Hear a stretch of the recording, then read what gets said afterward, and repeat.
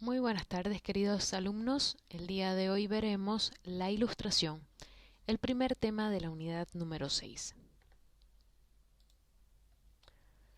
A finales del siglo XVII, un nuevo conocimiento comenzaba a germinar en Europa, con el inicio de lo que es la ciencia moderna.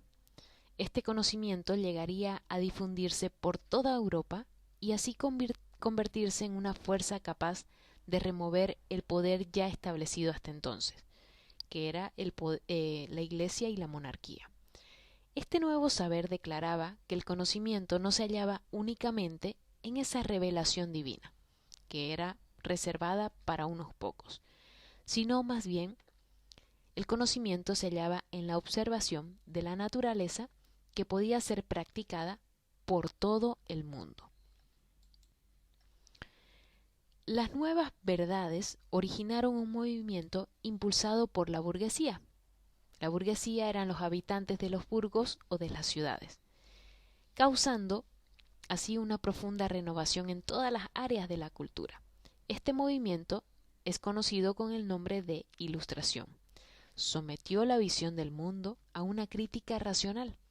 La Ilustración alcanzó su máxima expresión en el siglo XVIII, conocido como el siglo de la razón.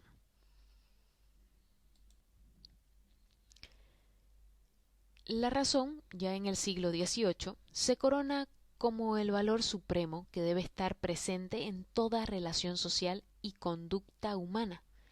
Existe una fe ciega, optimista y absoluta en la ciencia y en el progreso humano, porque se pensaba que estos conducirían al ser humano a la felicidad y a su destino final. En contraposición, este movimiento significó también un rechazo a las doctrinas eclesiásticas, al fanatismo religioso, a la superstición, al poder absoluto de la monarquía y a los privilegios y distinciones de los que gozaba la nobleza. La ignorancia era considerada fuente de todos los males humanos. Para luchar contra ella, este movimiento realizó grandes esfuerzos de difusión de los nuevos conocimientos. Uno de los símbolos de este periodo y del proyecto de la Ilustración fue la enciclopedia. Fue dirigida por Diderot y D'Alembert, obra también llamada Motor de la Ilustración, que fue editada entre los años 1751 y 1772, 17 años antes de la Revolución Francesa.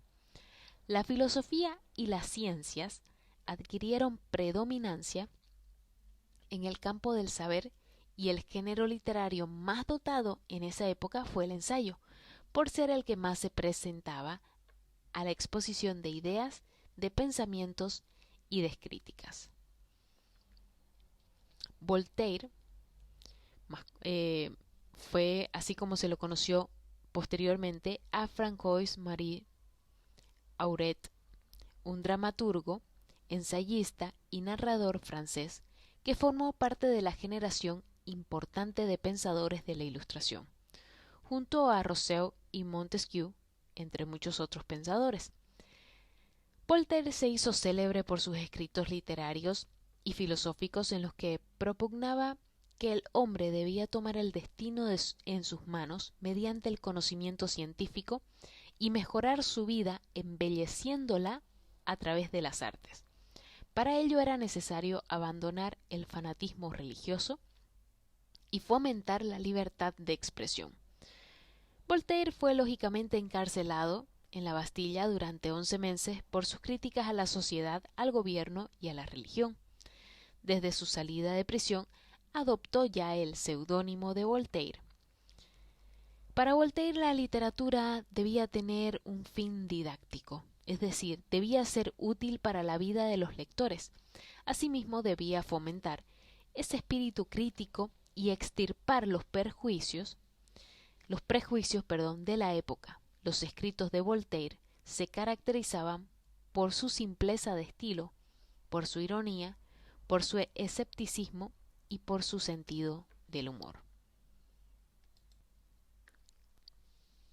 Michel de Montaigne, en ese mismo sentido, este escritor francés dedicó su obra al análisis del ser humano con una gran producción de ensayos en los que criticaba a la cultura, a la ciencia y a la religión de su época.